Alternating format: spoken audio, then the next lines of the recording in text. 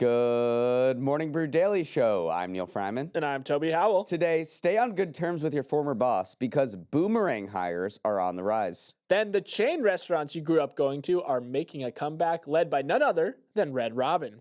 It's Tuesday, June 3rd. Let's ride.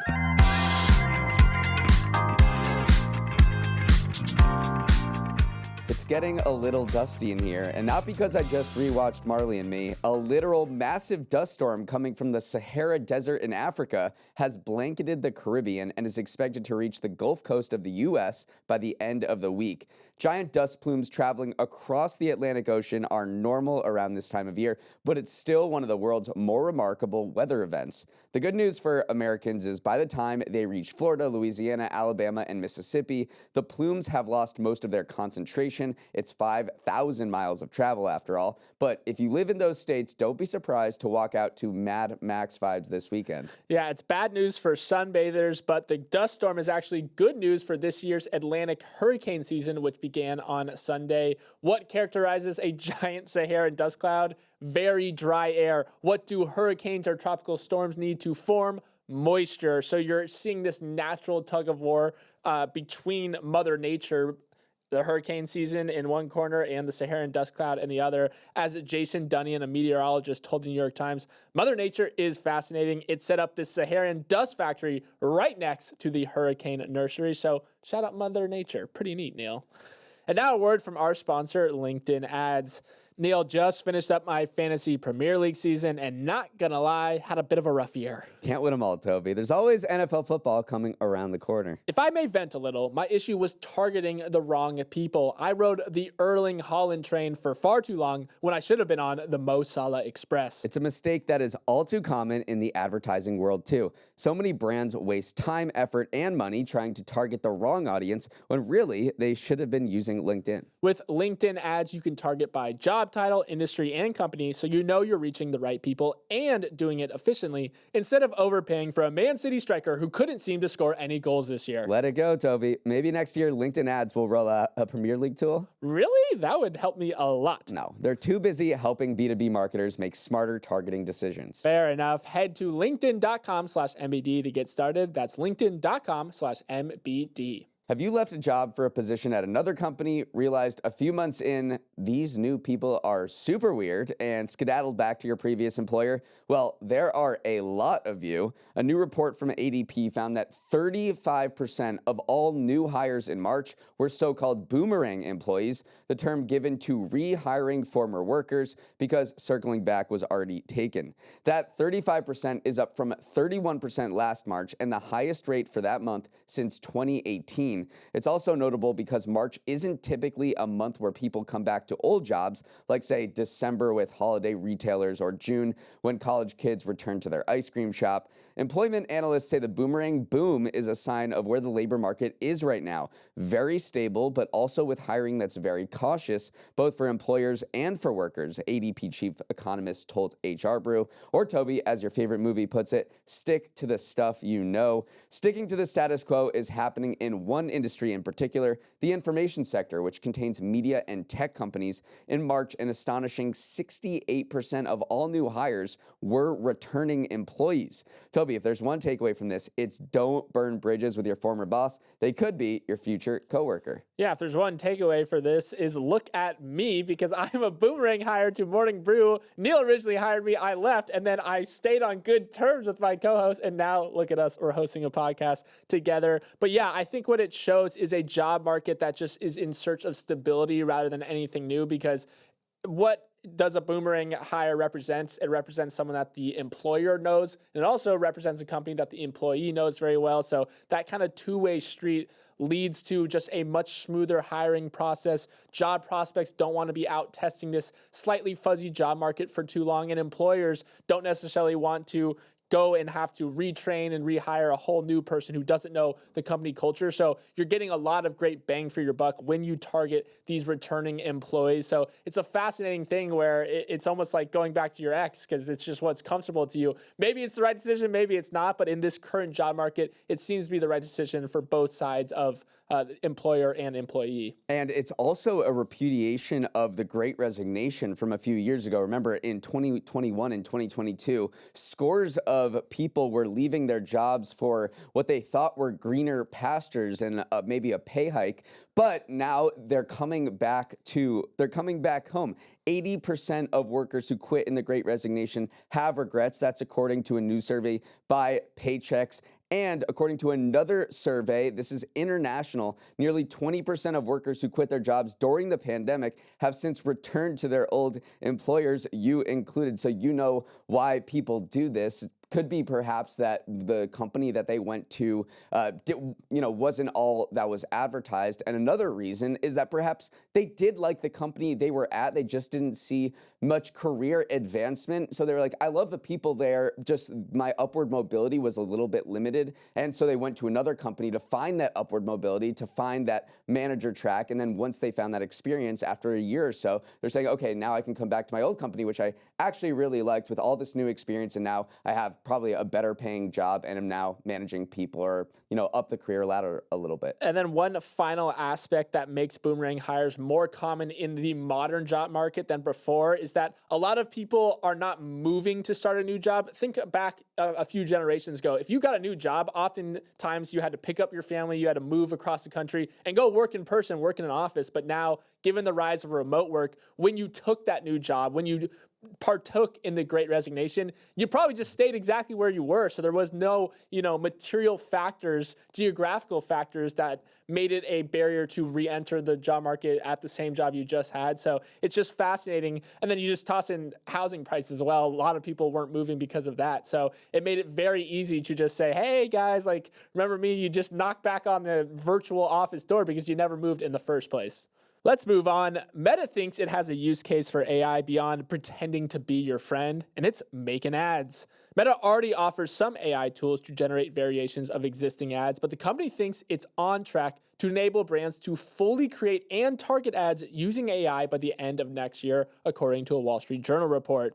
If you are a new pickleball shoe brand, for instance, you could input a product image and budget, then lean on Meta to generate a full slate of ads, soup to nuts, including images, video, and text. But it doesn't stop there. It would also then enable you to target specific Facebook and Instagram users with scary levels of precision. For example, one layer of personalization the AI could help with is location. So a pickleball player in SoCal might see an image with palm trees, while a New York City-based customer might be targeted by an image showing the Knicks losing. Someone playing pickleball in a city. Meta sees this as a huge unlock for small to medium-sized businesses who can afford to make more in-depth ads that don't require the big production crews used by larger companies. But it's also a big boon for Meta, who generated 97% of its overall revenue from advertising last year. This idea of a full stack service supporting both ad creation and targeting is sort of a white whale in the ad industry, one that Meta thinks it can crack sooner rather than later. It's also an asteroid potentially that's coming to wipe out the existing advertising infrastructure agency model as we know it, because how does advertising work now, especially for big brands? Say you're Coke and you have a Super Bowl ad that you need to fill with 60 seconds of content. You're going to go to what is an agency like Wyden and Kennedy. There's a number of these types of agencies, and you say, here's the product that we're pitching, give me the creative and create this ad. And that's what big brands use. This potentially could wipe out that entire ecosystem, which is why you saw a pretty severe reaction from advertising companies on the stock market yesterday. Publicis, Omnicom, these massive ad players all fell in the stock market because in this scenario that Zuck is projecting, which is, Meta handles advertising soup to nuts, then these agencies and the existing advertising industry as we know it does not exist anymore. And that is a pretty startling fact to think about. The positioning of it is interesting, though, because a lot of this is geared more towards small and medium-sized businesses who can't afford going to White & Kenny, who can't afford going to Omnicom and saying, hey, this is our budget, it's millions of dollars, now go make us something. It's more for like the pickleball shoe company founders who don't have a lot of money to play with, but they do want to create some high-quality creative. So Meta thinks that, hey, you can input, hey, here's my shoe. I want it on the background of a pickleball court, and I want it to be in Southern California. The AI can then go and make it for you, but then it can also go out and target it because you gave it the budget. So that for small businesses is a big unlock in the advertising game. It was fascinating, though, to see these big advertising firms fall, because you would think that they are a little bit insulated from that, but maybe as AI progresses, it will start to eat into those big production budgets. But that's what's right now the issue is the quality isn't there for someone like Coke. Like Coke doesn't necessarily want to use AI, even though I'm eating my words because they did roll out a fully AI generated ad. It does seem like it is targeted more towards smaller people who are okay with maybe a little bit of loss in quality in exchange for just what it frees them up to do. Yeah, but big or small companies are all looking to cut costs. And if you don't have to pay a huge creative team to come up with a concept, and you can create what they're calling infinite creative, which AI can generate infinite types of this ad to segment based on where people are or what they do, then I could see large companies doing this as well, turning to AI once the quality gets high enough. And we've seen Meta and Google most recently roll out these stunningly, realistic video generation tools that can create ads. You're already seeing AI ads out in the marketplace. I think what Meta is trying to do will only, further that proliferation. I think there will come a day sometime soon where, every single ad you're seeing is created by AI. Last fall, 10,000 people traveled to Randall's Island in New York City to attend Chain Fest, a festival celebrating America's iconic chain restaurants run by the Office actor BJ Novak. And it wasn't an anomaly. According to the New York Times, classic chain restaurants that had been passed over for Chipotle, Cava, and Sweetgreen are on the comeback thanks to a nostalgia-fueled desire to recapture that feeling of plopping down in a booth with your friends after a soccer tournament. Just look at Red Robin. After posting a surprise profit on Thursday, the maker of a criminally underrated burger has shot up 90% on the stock market in 3 days, including a 20% spike yesterday. Another chain that's been riding the nostalgia wave is the Rainforest Cafe. Yeah, remember Rainforest Cafe? Its regional VP said more 25 to 35-year-olds want to revisit their experience as kids with their own children, resulting in 32,000 people slamming the chain's pop-up at the Empire State Building last October. Now, Toby, this is no doubt great news for chains, but newfound fame brings headaches and trade-offs. At the same time these hordes of new, younger customers are coming through the door, they also must cater to the ride-or-die loyalists, boomers, and those two groups have very different preferences in what they want from a restaurant. Yeah, these chains are like, oh my gosh, the young people are noticing us right now. What do we do? Because for a long time, their core customer base has been boomers, been Gen X. Gen Z only makes up 17% of patrons at sit-down, mid-price, casual dining establishments in 2024. So it's a bit of a risk-reward scenario that these restaurants are weighing right now. Do we go all in and try to cater to these young people that only make up 17% of our business at the expense of maybe pissing off, for lack of a better word, these older people who don't want to see any changes to menus, they don't want to see any forward thinking, they just want to know what they've been getting for the last, decade or so is what they're going to get when they sit down at a Red Lobster, at a Red Robin, etc. So it is kind of this thing where they've got this new crowd of people potentially coming in, but it's not necessarily something they can mortgage their whole future and bet fully on young people. But one brand that has bet fully on young people is Chili's, and it's doing that to great success. Sales at Chili's last quarter were up 31% over the year before, and it's done that through these viral marketing, very much targeted to Gen Z. But investors have really rewarded that strategy. Sales of its parent, or its stock of its parent, Brinker International, has doubled over the past year. So Chili's has fully leaned into the Gen Z. It doesn't really care about its older customer base. We'll see what happens with chains like Red Robin, Carrabba's, California Pizza Kitchen. Those are some other names in that sort of mid-priced casual category, because Gen Z, it's unclear whether they get that nostalgia hit like once every few months, if they'll actually go back and sit down, because there has been a general transformation of dining away from actually sitting down in booths and spending time there to just picking up a burrito bowl on the go. Yeah, a lot of analysts are like, no amount of endless shrimp deals, no amount of new menu changes will recreate the feeling of sitting down with your grandma after a soccer tournament or something like that. So nostalgia only goes so far. You do have to meet young diners where they're at, which usually is updated in new menu items. Up next, let's talk about Toby's trends. There are a lot of questions that reveal generational differences. Do you wear high socks or low? Can you afford a house or not? Do you think Friends was a good show? But a new question has emerged that Gen Z answers in a very specific way. Do you want to start a bar tab? To which they often answer no. And it's that reluctance that I want to talk about on today's edition of Toby's Trends. There is a growing cohort of Gen Z bargoers who simply refuse to open a tab. Their aversion is the subject of a recent New York Times article that chronicled how many 20-somethings are opting to close out after every single overpriced Allagash White rather than keep their tab running. One explanation for their tab trepidation is that younger drinkers consume less alcohol, so they're fine with one-and-done transactions. Also, tap to pay has become so ubiquitous that buying a round falls into the same muscle memory as buying your morning coffee. Mainly, though, they don't like carrying around that extra mental weight. It increases anxiety in me when I leave a tab open, a 26-year-old beer sales rep told the Times. If we want to move somewhere else, it's a lot harder to close out and then leave.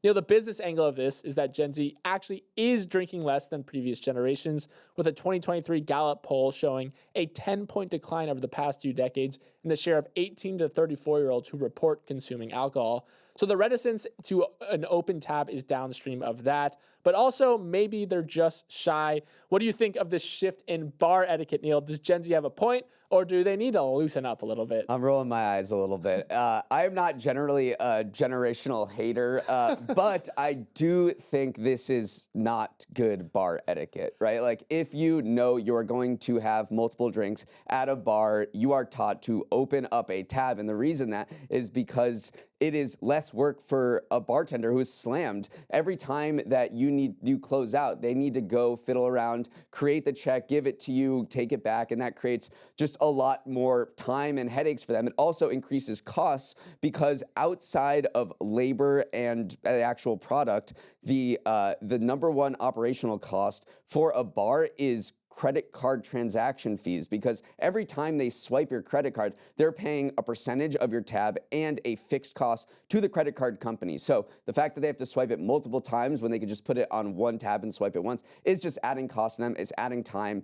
I just don't like it. That's fair. It is on brand for Gen Z, though, because one, they think that it mentally just stops them from getting too carried away on a night out, because every time you have to pay and then close out, that's another drink that's hitting just your mind, essentially. Like, it's a very conscious action rather than just having this amorphous tab open. And if you are trying to drink less and if you're trying to be more budget conscious, those are two factors that do lead to this sort of behavior. That tap to card moment, too, is something a lot of people don't even go out with their credit cards. They just use fully Apple Pay, and that is kind of something that comes downstream of the pandemic, this behavior. So you can see where it arose from. Whether you think it's good or bad, Neal falls in the bad category. So do most bartenders who, honestly, they get confronted by these hordes of young people who haven't even thought about opening a tab. A lot of people say, like, oh, I'll close it later. And they go, what do you mean you'll close it later? That's what a tab is. You either open it or close it. Just tell me what to do. So some of these bartenders are saying, like, we have to politely bully these kids into figuring out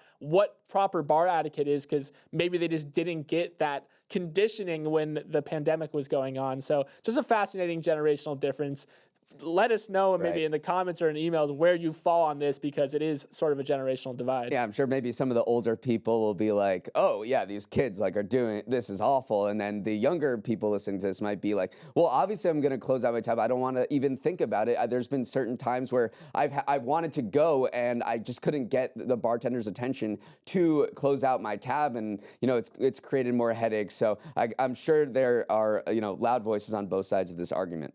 Let's sprint to the the finish with some final headlines. Is cream of mushroom a recession indicator? Campbell's CEO said yesterday that its customers are cooking at home at the highest level since the lockdown era of early 2020, perhaps a sign that Americans are avoiding eating out to save money during uncertain financial times. That trend, combined with its acquisition of Rao's pasta sauce, helped sales of Campbell's meals and beverages grow 15% last quarter. Toby, is economic growth inversely related to sales of canned soup?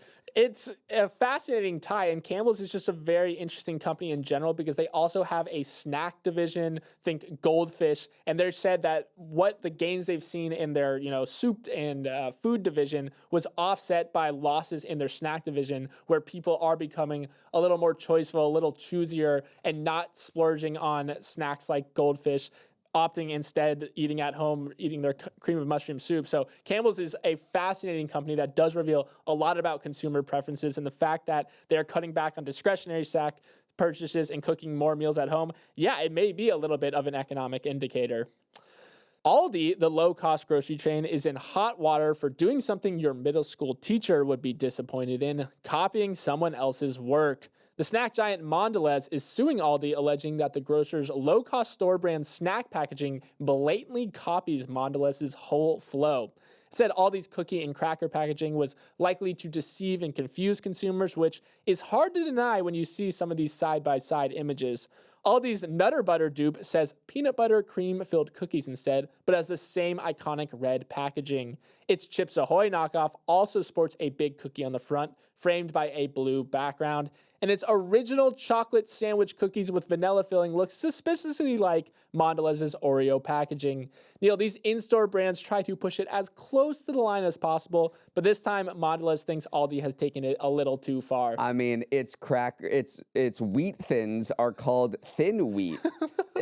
I would say it does push it up close to the line and perhaps over the line. If you look at a legal challenge that it faced last year in Australia, it was held liable for copyright infringement. But this is the Aldi playbook. They do their in-store brands, make it look as close as possible to the brand names that you are accustomed to, but at a cheaper price, and hopefully not violate any copyright infringement at the same time, even though in certain cases it has in other countries, and perhaps it has in the United States as well. We'll see how this lawsuit plays out, but this playbook is working for it because Aldi's is one of the fastest growing grocery chains in the entire country. It has more than 2,500 stores now in 39 states. They're opening one just down the block from me. So this company is a rocket ship right now, and I don't think a little lawsuit from Mondelez is going to slow its roll.